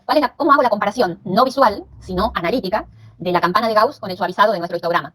Ok. Entonces, hay gente que se puso a trabajar en eso y dijo, mira, si hacemos esta cuenta, estamos comparando, pero hay mucha geometría detrás, que me parece que no viene al caso porque es la definición de un coeficiente, ¿no? Entonces, ellos se pusieron a meditar cómo hacer esa comparación no a ojo, sino a través de un coeficiente, que es la kurtosis, y sacaron esa fórmula. La forma más conveniente a partir de los datos de sacar la kurtosis es esta. ¿Está bien? Profe, ¿te puedo hacer otra pregunta? Sí, claro. Dale. Me olvidé el dibujito, la línea, la campana de Gauss, no sé cómo, la Sí. suavización, no sé cómo. Delimita lo ideal, que sería algo, los datos, o solamente estima un promedio? O sea, a lo que me refiero, mientras las barras más se acerquen a la línea, ¿no? ¿Sería como un caso más ideal o va por otro lado? No, porque los datos son de la realidad. Entonces, esto está muy buena la pregunta de Federico. No hay que hacer que las cosas se parezcan a los modelos. Los modelos, como puede ser la campana de Gauss, es algo que los que se dedican a esta matemática aplicada vieron aparecer como muchas veces como suavizado de los datos reales. Y entonces le pusieron nombre y le pusieron una forma analítica a la forma de esta curva acampanada. Entonces, porque aparecía muchas veces dentro de los registros que ellos estaban analizando, una forma parecida. Pero la campana, como cualquier otro modelo, es eso, un modelo, pero la realidad no tiene por qué ser ideal. Entonces, la realidad es lo que es. Y si nuestro registro de datos es así, plano cúrtico, es lo que es. Ahora, ¿estos datos tenían que ser acampanados? Mira, depende. Vamos a ir avanzando en el año y vamos a ver que si vos estás registrando, por ejemplo, una línea de producción y estás haciendo caños, y los caños de fibrocemento tienen que tener una medida de diámetro concreta, es esperable que si vos hicieras un censo entre los caños que vas sacando, o sea, si medís los diámetros de tus caños, se parezca a una normal siempre y cuando tu producción esté en los cánones de calidad esperados. Y sabes que si no te da como una forma más acampanada, que la mayoría esté en el centro, que sea más o menos simétrico, es que algo en esa producción de los caños te está saliendo mal. Ahora, si vos me decís, estos son los registros de venta de esos mismos caños, ¿y quién te dijo que tiene que ser normal? Puede ser uniforme, puede ser leptocúrtico, puede ser otra cosa, ¿no? Entonces, una cosa es el modelo y la otra cosa es la realidad. La realidad es lo que es, digamos. Si tiene que parecerse a un modelo de los que uno propone en una matemática aplicada como esta, o no, es otro asunto. Que lo que se diferencie de ese modelo te puede dar una pauta de si las cosas están yendo mal o están yendo bien o qué tenés que mejorar. Pero los datos son los que son, digamos. Esa es la realidad. Y todos estos vínculos con la normal se usan a modo comparativo porque en muchos contextos sería lo ideal. Pero los datos, insisto, son lo que son. ¿Sí? Y simplemente se comparan con esto porque en muchos contextos esta curva acampanada significa lo más usual que pase. Y si no te está pasando, habrá que ver. Pero hay contextos en que no. Que la aspiración, esa idealización, no tiene por qué darse. ¿Sí? Sobre todo en cosas económicas, en cosas como esa, no. Ahora, en mediciones de cosas a veces sí, pero en otras no. Entonces depende del área de estudio en concreto. La kurtosis cercana a cero te indica una cosa, pero si no, te dice solamente una referencia con respecto a algo que todo el mundo, después de haber cursado probabilidad estadística, conoce que es la campana de Gauss. Esa es la historia. Ahora bien, con el suavizado también aparece este concepto de asimetrías, que también siempre se compara con algo simétrico, que sería como algo que esté dispuesto en forma pareja con respecto a algo que tomamos de referencia. Entonces, como en la campana anterior, si ustedes ven, no sé, vamos a la del medio, que es la más simétrica de todas, la media, la mediana, la moda, acá todo coincide, ¿sí? Ya enseguida les voy a hablar un poquito más de eso, acá todo coincide. Entonces, ¿qué hacemos? Decimos que esta distribución es más o menos simétrica, pero esta también es más o menos simétrica y esta es más o menos simétrica con algo que llamaría yo centro. Hay algo que puedo llamar centro. Ahora, cuando no hay un dibujo así geométricamente simétrico, a eso me refiero, se habla de que hay asimetrías. Y se conocen de dos tipos. Una simetría negativa y una simetría positiva, que también se mide en un coeficiente cuya definición está en la otra transparencia del otro día y que yo no se las puedo reproducir acá porque no me acuerdo ni de memoria, porque no me interesa saber qué son esas fórmulas de memoria. Las consulto todo el tiempo y listo. Entonces, ¿qué es lo que sucede en una asimetría negativa? Bueno, que el promedio, la media de los datos, es más baja que la mediana. O sea, si la mediana marcaba la posición en la recta numérica que separa el 50% de los datos más chicos del 50% de los datos más grandes, esto significa que el promedio, que le dé más chico que la mediana, que tienen datos alejados, unos poquitos datos muy alejados, pero más chicos que el resto, que hacen que el promedio se vaya para la izquierda de la mediana. Esa sería asimetría negativa. Tienen unos poquitos datos, mucho más chicos que el resto, y eso hace ir a la izquierda de la mediana el promedio. En cambio, la asimetría positiva es al revés. Tienen unos poquitos datos más grandes, que cuando hacen en la media de estos datos, le queda más a la derecha que la mediana. Por ejemplo, lo que decíamos de antes, en una empresa grande, si usted toma acá los sueldos, hay unos poquitos gerentes que cobran mucho más que muchos empleados que cobran mucho menos. Entonces el promedio es más alto que esa mediana y la imagen del suavizado en su histograma va a quedar como esto, ¿no? En este ejemplo hay un punto, un pico, y también se marca la moda como ese pico en ese suavizado, pero recuerden que la moda podría haber más de una moda, ¿no? Más de un modo, más de un registro modal. Pero en este caso hay uno solo. Entonces lo que importa es que vean la mediana y la media. Asimetría negativa, esto que está acá, esta forma, tirada hacia la izquierda, se llama sesgo negativo. Y esta forma de la simetría positiva se dice que la colección de datos tiene un sesgo positivo, que hay unos pocos datos que se alejan y son más grandes que el resto, y hacen que el promedio se tire a la derecha. ¿Sí? Bien. Entonces, tenemos la colección de datos sin agrupar, que no hace falta que esté ordenada o no, y tenemos los datos agrupados. Tenemos el límite inferior del primer intervalo, el límite superior del primer intervalo, la marca de clase de ese primer intervalo, que es el punto medio, que se marca así, x1 asterisco, es la marca de clase del primer intervalo, y la frecuencia de ese intervalo. Y lo mismo el segundo, el tercero, el késimo. Si suman estos datos que son frecuencias absolutas, le tiene que dar el número de registros. Esta tabla es muy fácil a pasar las frecuencias relativas dividiendo por n, o porcentuales dividiendo por n multiplicando por 100. Ahora bien, esto es la visualización de los datos. Ahora, nosotros habíamos trabajado con la media muestral, que en los datos sin agrupar las sabíamos sacar, que tenía esta fórmula. Sume todos los datos y divídalo por el número de registros. Pero ahora tenemos los datos agrupados. Entonces, si tenemos los datos originales, esta cuenta la podemos hacer. Pero si, por ejemplo, estamos trabajando con un informe donde los datos originales no están y vamos a trabajar directamente con la tabla de frecuencias, que es lo único que tenemos como registro, entonces, ¿cómo calculamos la media muestral cuando los datos ya están agrupados? Bueno, ¿Ponderada? sí, ponderada con la frecuencia, exactamente. Claro. Lo que hacemos es pensar que como acá teníamos en nuestra autopista, en el primer intervalo que iba de 270 a 290, teníamos 9 autos que habían pasado. Entonces pensamos que, sabemos que entre 270 y 290, 9 días, ¿no? 9 días que habían pasado ese número de autos, entre 270 y 290. Pero no sabemos si era 270, 271, 273, había 3 pasajes de 278, 5 pasajes de 274, no lo sabemos, lo hemos perdido. Entonces lo que se hace es pensar que estos 8 o 9 datos que teníamos ahí están todos en la marca de clase. Esa sería la idea. Y hay 9 datos, hay 9 días, si quieren, de 280 pasajes de autos. Hay 9 días que pasaron 280. ¿Y por qué 280 y no otro número? Y porque no sé otros números. Y como pierdo la información, y porque está agrupada en intervalos, igual, estos 9 datos están en la marca de clase. Que los siguientes 19 datos están en la siguiente marca de clase, que es 300. 300 registros durante 19 días de 300 autos que pasan a esa hora por la estación Alberti. Entonces, eso es lo que hacemos cuando calculamos la media.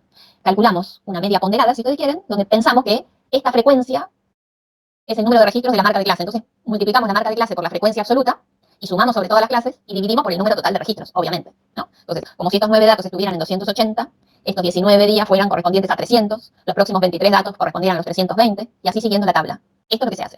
Ahora, esta media muestral de datos agrupados no va a coincidir necesariamente con la media de los datos sin agrupar. Si se hizo una buena cantidad de intervalos bien elegidos, esta media muestral con los datos agrupados se va a parecer a la media muestral con los datos sin agrupar.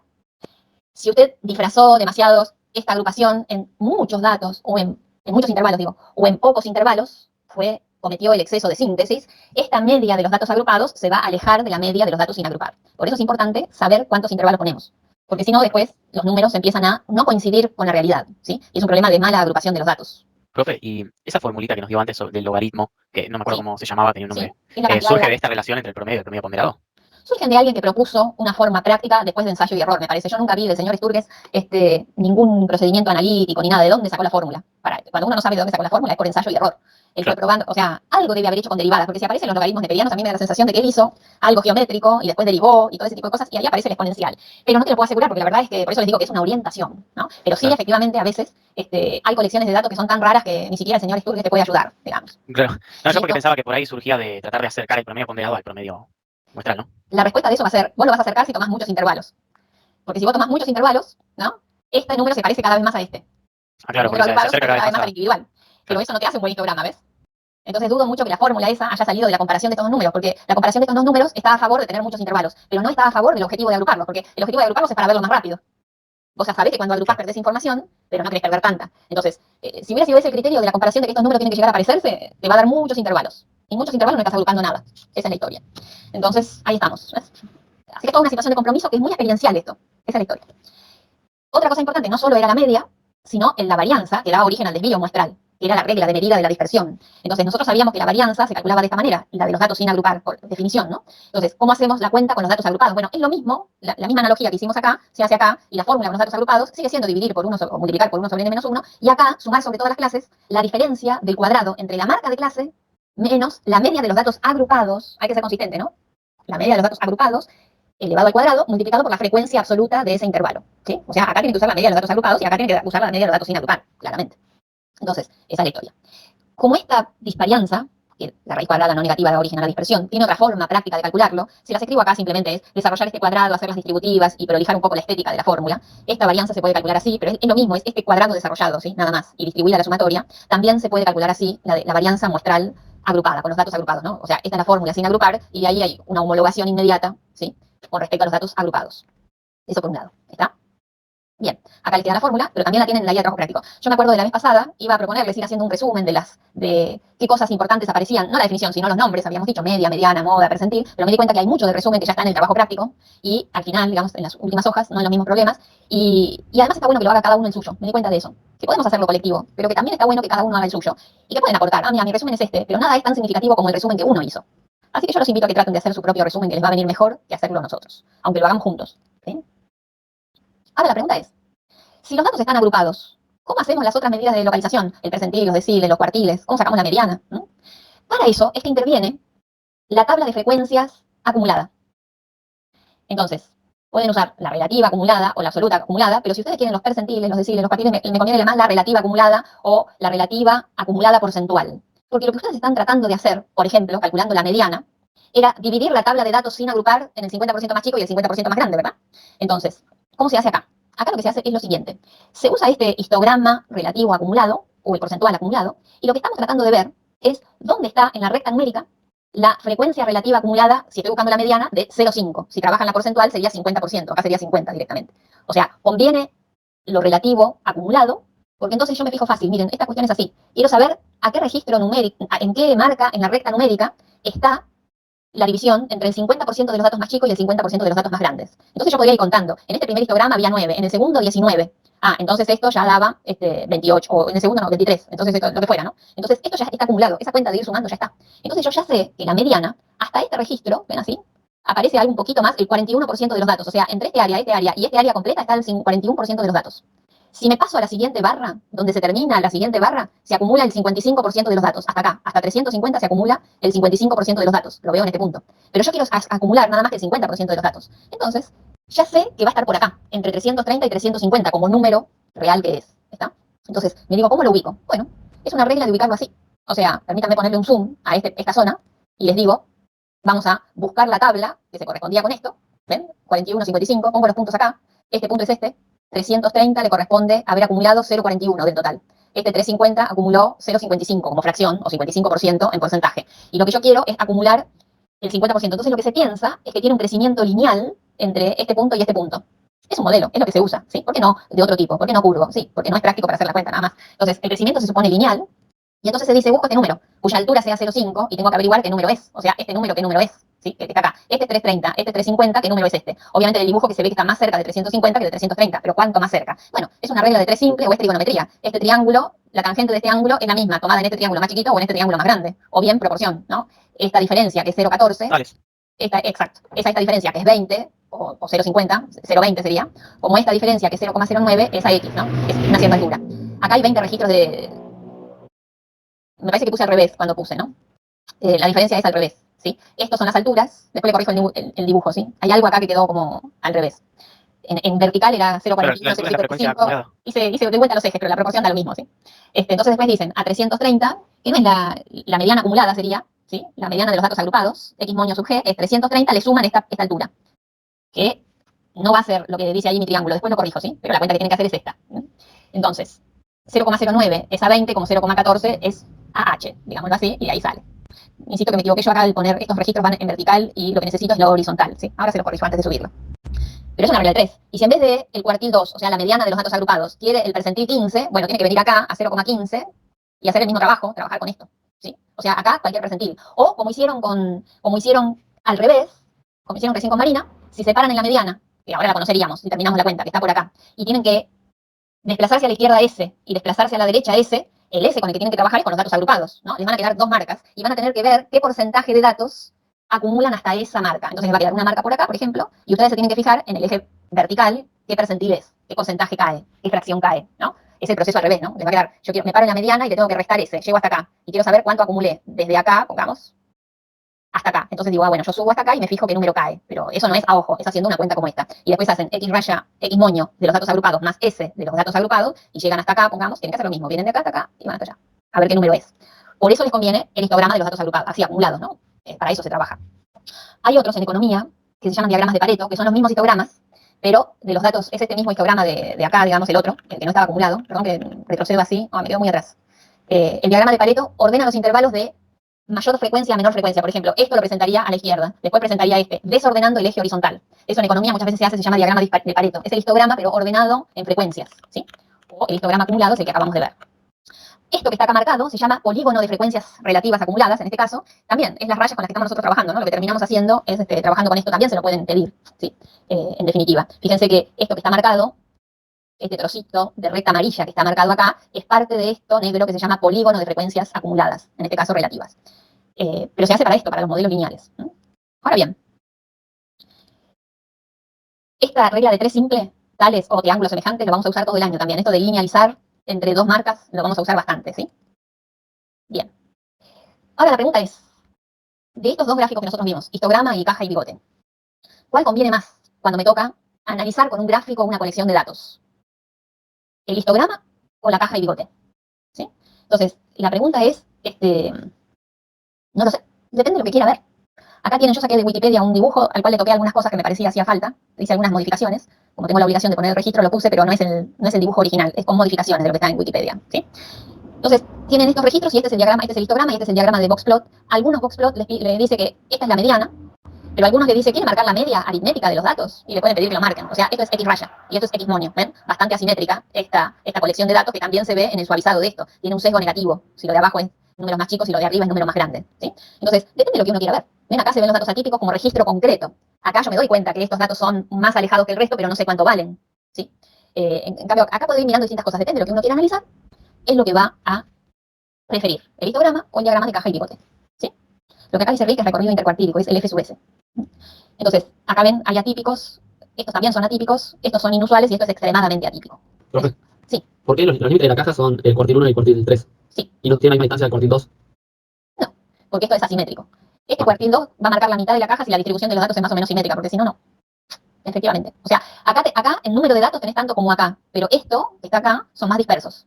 Y estos no son tan dispersos como los otros. Pero O sea, acá tenés el 25% de todos tus datos. Y acá tenés el 25% de todos tus datos, que no están distribuidos de forma simétrica en la recta numérica. Sí. Es decir, el Q2 es la mitad de los n, pero no necesariamente es la mitad representada en la recta numérica, ¿sí? Exactamente, es la mitad de los n. O sea, lo que haces en la recta numérica una marca donde vos sabés que esto que está acá, esta marca, el 50% de los datos quedó más chico que esa marca y el 50% de los datos quedó más grande que esa marca. Claro, porque la densidad de los datos puede estar más para un lado, más para el otro. Exactamente, acá la densidad es mayor para arriba que para abajo. Abajo están más dispersos y a su vez tenés en la parte de abajo más datos inusuales que en la parte de arriba. Exacto. Y si uno quisiera curtosis, etcétera, necesitaron los datos. O sea, con esto no te puedo sacar y nada y no tiene mucho sentido que en este momento lo hagamos si no estamos trabajando con los datos en concreto. Pero esta es la imagen. Bien. ¿Cómo calculamos la moda? ¿No? Porque la moda a veces existe y a veces no existe en los datos sin agrupar. En los datos agrupados puede llegar a existir lo que se llama el intervalo modal, uno que sea más frecuente o no existir. Existen tantos con la misma frecuencia alta que uno dice no hay intervalo modal o hay dos intervalos modales, ¿sí? Pero la moda es un número en la recta numérica, no un dato que más se repite. Entonces, es un número en la recta numérica en los datos agrupados, ¿sí? En cambio, los registros sin agrupar es un registro que se repite, el que más se repite de todo lo que tiene. Pero acá, que los datos están agrupados, eso se perdió. Entonces se habla del intervalo modal, que en este caso hay uno y que es este. Pero si me preguntan, bueno, no me digas el intervalo modal entre tantos y tantos autos. Decime la moda. Bueno, también se calcula por una cuestión de geometría.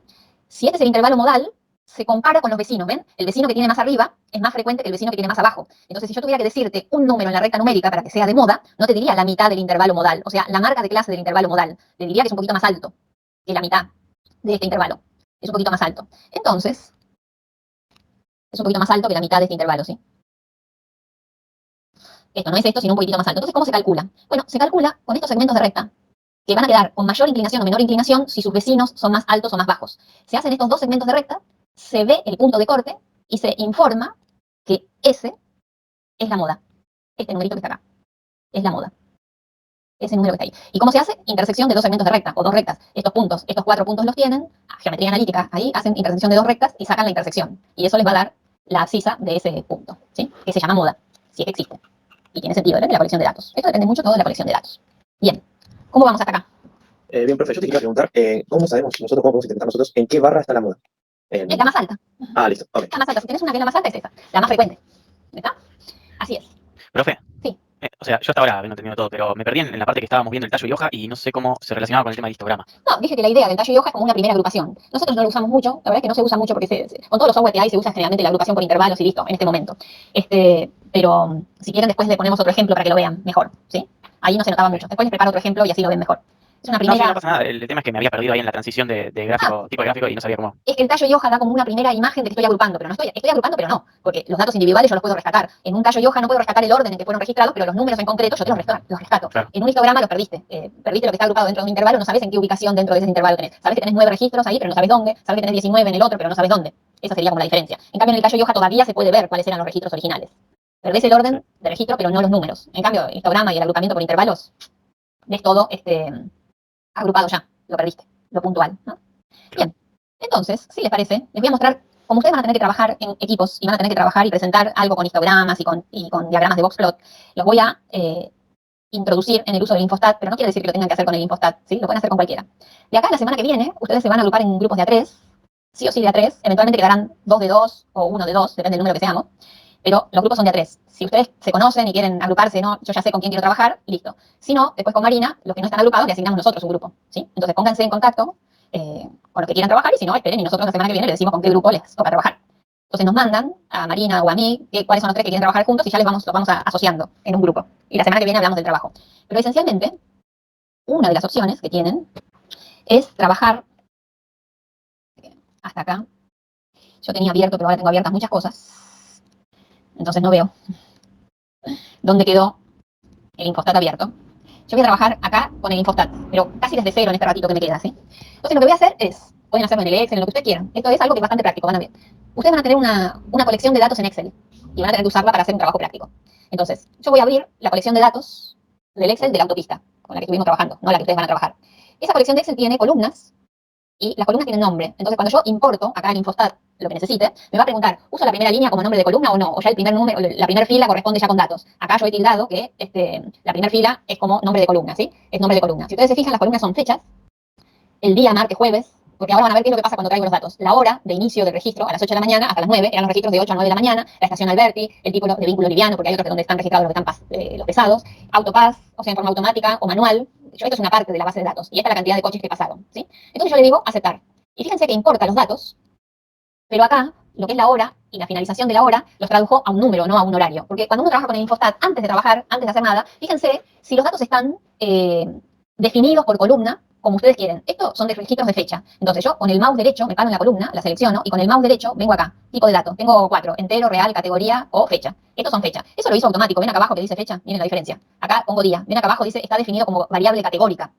Y si no lo estuviera, tienen que venir acá y marcar categoría. Esto es categoría, no es un número. Es una categoría, ser martes, jueves, viernes, sábado, domingo. Esto, que es la hora de finalización, como lo transformó en un número real, insisto, el que era 08, 2.00, 2.00, se perdió, porque ya lo transformó. Y como yo no lo voy a trabajar, no me voy a preocupar por transformar este número en un horario, ¿sí? Esto es categórico, ¿ven? Acá aparece. Pero es lo primero que hay que hacer, decirle, y me interesa trabajar con sobre todo. Entonces me fijo, el tipo de datos, acá puede marcar entero o real, que da lo mismo, porque esto es un número de paso de autos. ¿Cuántos autos pasaron a esa hora ese día, ¿no? El martes 7 de enero de 2014. ¿Cuántos autos livianos pagando por Autopass pasaron por Alberti? Entonces, una vez que tienen todo esto, pueden ir a estadística y le puedo pedir, por ejemplo, medidas resumen. Entonces me va a preguntar, ¿resumen de quién querés? Bueno, le pido cantidad de pasos. Listo. Aceptar. Y ahora me pregunta, ¿qué querés que te ponga en la medida resumen? El número de datos, sí. La media, sí. El desvío estándar, sí. La varianza, que es el cuadrado de ese número, ¿para qué lo quiero? Y después el coeficiente de variación, el error estándar, tampoco lo quiero. El mínimo, sí. El máximo, sí. La mediana, sí. Decime el cuartil 1, el cuartil 3, asimetría, kurtosis, que lo trabaja con fórmulas, ¿no? En este momento no los quiero, ¿sí? Percentil 5, 10, todo eso es automático. Lo pueden pedir. Entonces yo se lo pido. Esperen que le agrando un poco el texto así ustedes lo ven. Y ahí apareció toda esa colección de datos, de medidas resumen, ¿sí? Ahora, esto es la de toda la columna entera. Pero capaz que les resulta interesante conocer que además de esto, yo puedo pedirle que además me los dé día por día. Lo mismo te voy a pedir, pero día por día. ¿Ven? No me borró esa anterior, pero esta me dice, los días jueves tenés 27 registros. Los días lunes 23, los días martes 29, los días miércoles 26, los días viernes 25. O sea, de esos 130 días se distribuyen en la semana de esta forma. Entonces, acá pueden pedirlo y trabajarlo, ¿sí? En lo que ustedes quieran. O por estación. Acá no le pongo por estación porque tengo una sola estación, pero la base de datos, que es gigantesca, tiene muchas estaciones de peaje, ¿sí? Eso por un lado. Y es así de fácil. Lo buscan ahí en estadísticas, van a la tabla, a la matriz de datos, medidas estadísticas. Después, le puedo pedir gráficos. Boxplot. ¿Qué querés graficar? Cantidad de pasos, ¿sí? Y le digo aceptar. Y hace el boxplot, ¿sí? Se lo voy a agrandar un poquitito. Y vengo acá y le empiezo a hermosear, supónganse, tamaño, ven en esto, en las herramientas gráficas, vengo, lo agrando, porque lo quiero más grande, y le digo que me muestre o no me muestre la media. Esta es la mediana. Esa es la media, ¿ven? Me lo pone como un grafiquito. No hay datos atípicos, por eso no los pone, porque si no aparecían. El título no me gusta ese, autopista le pongo.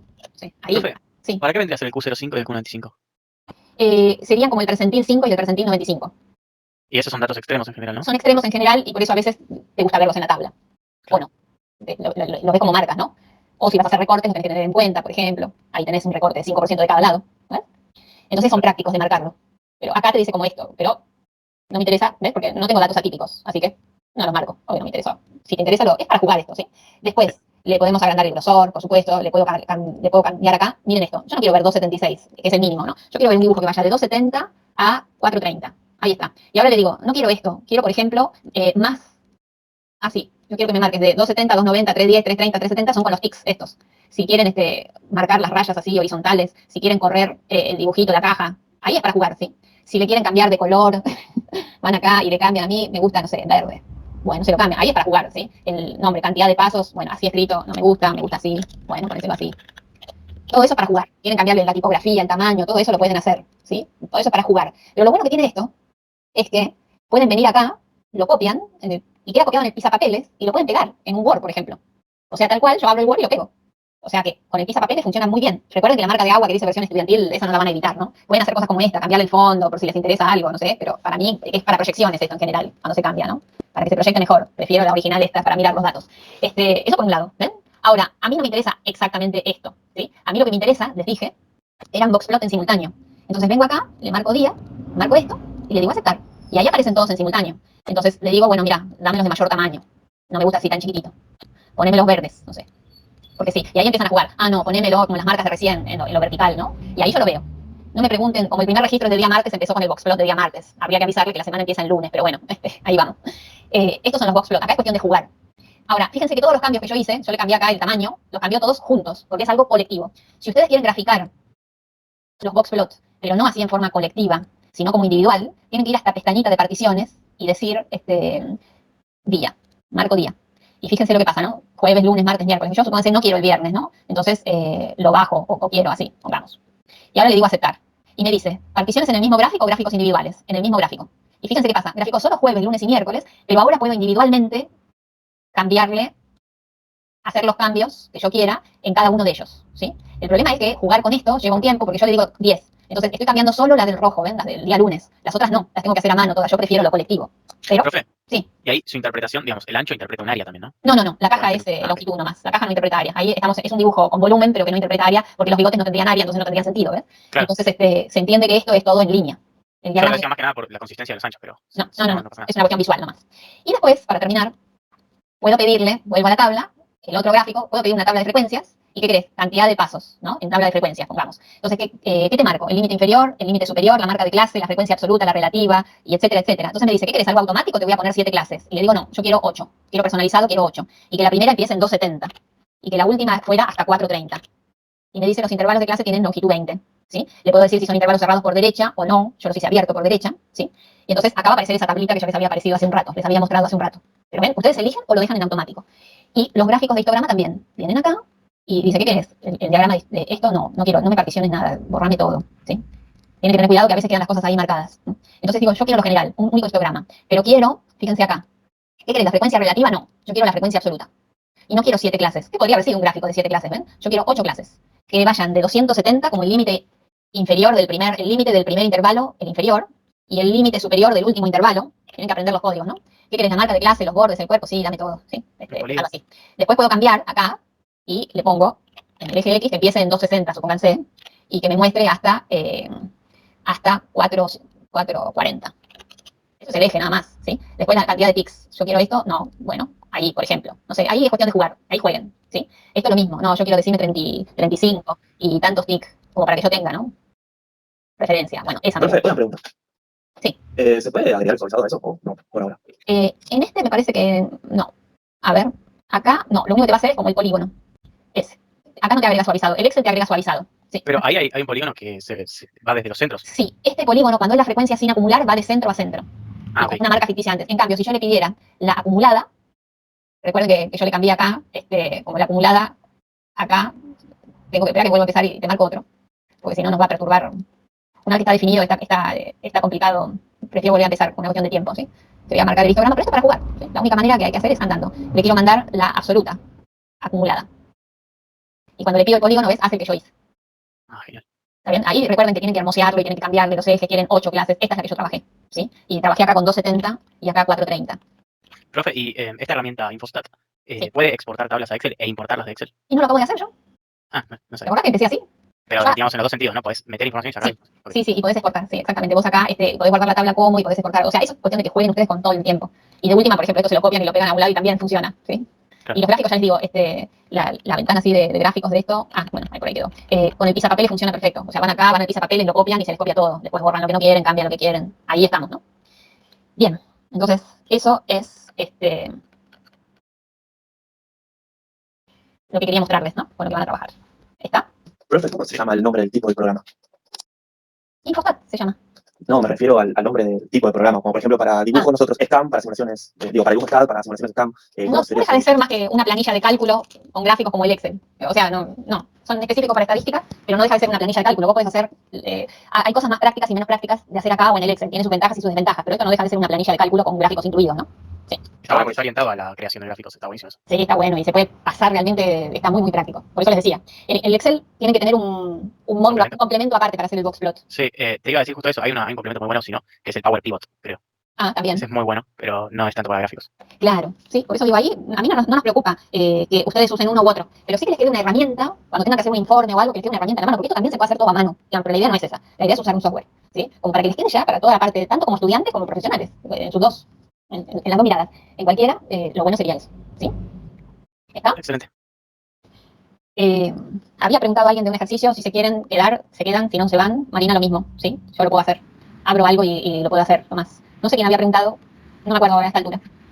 Era sobre el ejercicio 5, pero No, no. eso sí, pero no me acuerdo quién. Yo, profe, había preguntado. Ahí está. Camila. Y yo soy Camila. Está bien. Entonces, hagan como quieran. Yo me quedo, aunque sea, le empiezo esto y después lo seguimos la próxima, si quieren. Pero si no sé, si se quieren ir, váyanse nomás. Quedará grabado o lo vemos más en detalle la próxima. Pero no la quiero dejar a Camila con la palabra ahí, con la duda dándole vueltas, ¿sí? No, profe, igualmente yo no tengo problema de quedarme, pero si se le hace tarde, lo podemos ver la clase que viene, no hay problema. No, yo por mí no tanto, sino por ustedes o por Marina, que viene de trabajar en el otro curso, entonces. Tanto. Entonces, Profe, ¿le puedo hacer una consulta rápida? sí. La actividad 1 del campus, que supuestamente vence el 5 de abril. O el 5 de abril. No se las mostré. Ahora se las publiqué. Les dije que me había quedado sin hacerlo y sin publicárselas, pero ahora está publicado y creo que puse hasta el 7 o hasta el 8. Es cortito, excelente. Muchas ahora gracias. en un rato le vamos a agregar también la 2, así hacen todo junto y listo. La 2 es de las cosas que vimos hoy, para tener un rato más de tiempo. Sí, me olvidé de publicarlo. No, está hecho más que nada porque no lo encontraba, ¿viste? Pero... Claro, sí, no estaba. Sí. Sí. ¿Quién preguntaba? No, yo, que hablando de ejercicios, ¿nosotros a qué ejercicios estaríamos habilitados como para hacer? Toda la ¿Para guía. ejercitar? ¿Toda la guía? Toda la guía ya. Con lo que vimos hoy, toda la guía. A 1, ¿no? TP1. La 1, sí. La 1. Exactamente. Y entonces la semana que viene ya estaríamos viendo unidad 2. La semana que viene, un rato vamos a hablar del trabajo práctico que les toca hacer a ustedes y empezamos con la 2. Así es. Y las dudas que traigan, por supuesto. Pero la idea es empezar con la 2. Una parte y una parte de la clase. Las dudas que traigan y la 2. Ok. Camila, ¿te salió? No, o sea, entiendo lo que tengo que hacer, pero como que no llevo la misma respuesta. Ah, bueno, en este había que buscar que si uno minimizar esta suma, ¿no? Esta suma la voy a llamar t, por no llamarla s para no confundir, ¿sí? Entonces, si yo tengo que minimizar esta suma, lo que tengo que hacer es la derivada de t con respecto a c. Había que decir qué valor de c minimiza esto. Entonces hay que hacer la derivada con respecto a c de esta suma. Ahora, la derivada de una suma es la suma de las derivadas. Entonces, esto se puede escribir así. Es la derivada con respecto a c de xy menos c al cuadrado. Ahora, esto que está acá, derivar con respecto a c, o parcialmente, podría haber puesto derivadas parciales, derivo en cada término de eso. Yo derivo esto con respecto a c de un polinomio de segundo grado, ¿no? Entonces esto es 2 veces xy menos c por la derivada de xy menos c con respecto a c. Pero la derivada de xy menos c con respecto a c es menos 1. O sea, acá iría la derivada con respecto a c de xy menos c. Regla de la cadena, ¿no? Entonces esto que está acá es 2 veces xy menos c por la derivada de este monomio con respecto a c es menos 1. Porque xy sería una constante. Entonces ahora pienso, el 2 y el menos son constantes, suelen salir afuera de la sumatoria. Esto es menos 2 veces, igual 1 hasta n, de xy menos c. Entonces, si yo quiero saber cuánto es un mínimo o un máximo, un punto crítico, tengo que averiguar la derivada con respecto a 0. Entonces, digo la derivada, ¿cuándo la derivada da 0? Entonces queda que esta suma la tengo que igualar a 0, ¿no? Esta suma que está acá, en menos 2 puedo dividir todo por menos 2, y 0 dividido en menos 2 es 0. Entonces, esta suma que está acá, no me tengo que olvidar que es esto. x1 menos c más x2 menos c más xn menos c. Y tengo que despejar c. Entonces, esta suma es lo mismo que x1 más x2 más x3 más xn.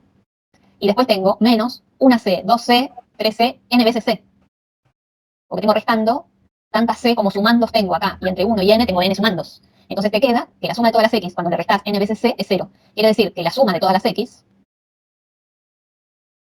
tiene que ser igual a n veces c. Y c tiene que ser igual a 1 sobre n de la sumatoria de todas las x. Y eso es la definición que tiene x media. La media de la colección. Eso es como una manera de verlo, digamos, ¿sí? Entonces, ¿cómo sé que es un mínimo y no un máximo? Tendría que hacer la derivada segunda para saber si, matemáticamente hablando, tengo un mínimo o un máximo, ¿no? Entonces yo tendría que ser, si lo que quería era un mínimo, tengo que hacer la derivada segunda para que sea un mínimo que quede mayor que 0. Pero la derivada segunda de esta expresión es muy fácil, ¿no? La derivada segunda de esta expresión espérate que te lo hago acá en otro color, así no nos confundimos. Vengo acá y digo, la derivada segunda de esta expresión que está acá, que es lo que tengo que derivar, quedaría menos 2 por la derivada de esta sumatoria. Y esto es lo mismo que la derivada de una sumatoria, la suma de las derivadas, que quedaría la sumatoria de las derivadas de cada uno de estos paréntesis. Pero la derivada de cada uno de estos paréntesis es menos c. Entonces esto es menos 2 veces menos c más menos c más menos c n veces. Perdón, esto es menos 1, no, menos c. La derivada de este monomio con respecto a c es menos 1. Menos 1, menos 1, menos 1. Perdón la desprolijidad. Entonces esto queda menos 1 es menos n. Por menos 2, esto es 2 veces n. Como n es el número de datos, esto es mayor que c. Entonces lo que vos averiguaste acá, como un extremo de esta función, t, es un mínimo y no un máximo. No. El principio es eso. ¿Ves cómo viene la cosa? Claro, sí, ahora entendí. A mí lo que me complicaba era como tener la sumatoria y ahí tener que hacer la derivada. Pero claro, ya entendí. Claro. Y si te molesta la sumatoria, esto lo podés escribir, digamos, si te molesta acá, escribítelo, x1 menos c, hasta que te moleste, hasta que después te acostumbras. Profe. Sí. ¿Ahí de qué sirve saber que, bueno, que C es igual a la media? La idea era que la suma de los cuadrados tenía que buscar una marca en la recta numérica. ¿Te acordás que esto surge? Sí. Esto surge cuando uno lo que quiere hacer es calcular una dispersión que sea significativa. ¿Cuál es el S, no? Y viste que el S cuadrado se hace con la suma de las diferencias de los cuadrados con respecto a X raya, ¿no? 1 menos 1, n menos 1 igual 1 hasta n. Tenés la definición, ¿por qué acá ponen X raya? ¿No? Y no otra cosa. Es porque la suma de los cuadrados es mínima cuando uno toma a los registros de resta una constante.